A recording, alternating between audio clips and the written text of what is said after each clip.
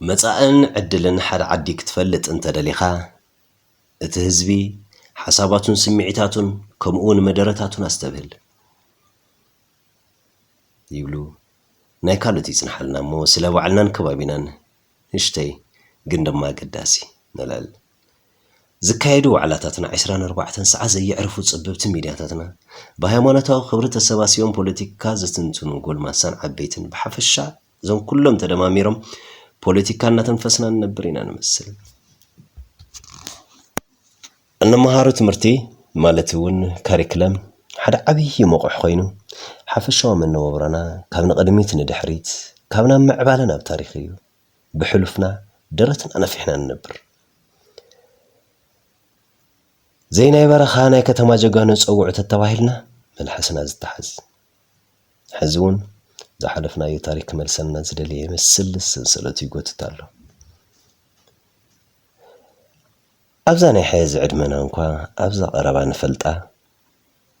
ፖለቲከኛታት ብዝፈጠርዎ ስሕተት ፖለቲካዊ ስንፍና ዓመታት ተኣሲርና ተሳቂና መታዓቢትና ስግኦምን ነብሶምን ሲኢኖም ካብኡኸ እንተበልካ እቲ ሓቂ ዛረቡ የለን ስለዝተወረርና ወረርቲ ክነጥፍእ ናይ ፖለቲከኛታት ቃል ይደግሙልካ እቲ ዓብይ ስሕተት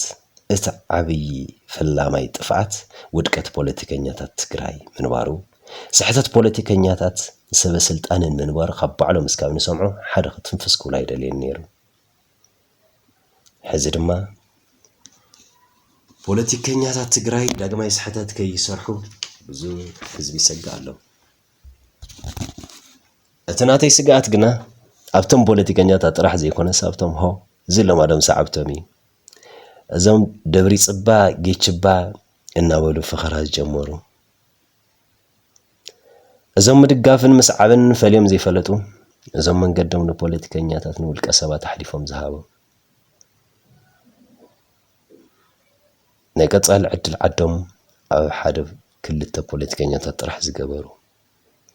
ኣብ እንዳ ደብሪፅ ንጌች ዘይቀበሉ ኣብ እንዳ ጌች ክላ ደብሪ ዝብሉ ኣብታ ጸባብ ዓዲ ብዘርኢ ዝኸፋፈሉ ቅድሚ ሕዚ ዝብል ተሳኢኑ ሰልፊ ክበሃል ሆ ፀረፍኻ ሆ መፀካ ሆ ንዓኺድ ሆ ሓሳቦም ዘይኮነስ ድምፆም ጥራሕ ንሰምዕ ነርና ቅድሚ ሕዚ ናበይ ተኣትዩ በበይ ከተሸሊኹ እዚ እቲ ህዝቢ ዘንጓዕ ይመስል ኣብ ከተማ ብዝሰርሑ ወስሕተት ኣብ ፍቆዶ በረኻ እናተዘርኣኻ እስካብ መዓዝ ናይ ቀዳማይ ውፅኢት ከበይር ኢና ክርክሮም ምምጓቶም ብፅቡቅ የዝርዮ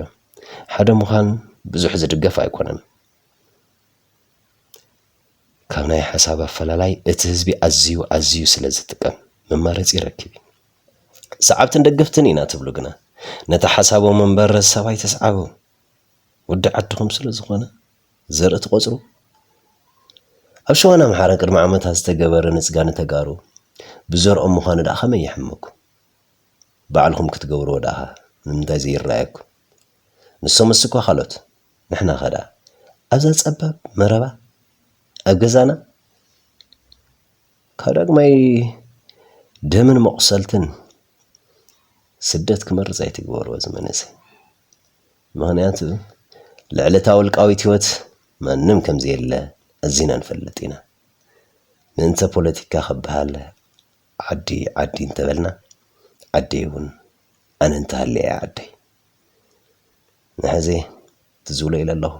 ትብሉ ትሃልኩም ድማ ኣስከፍል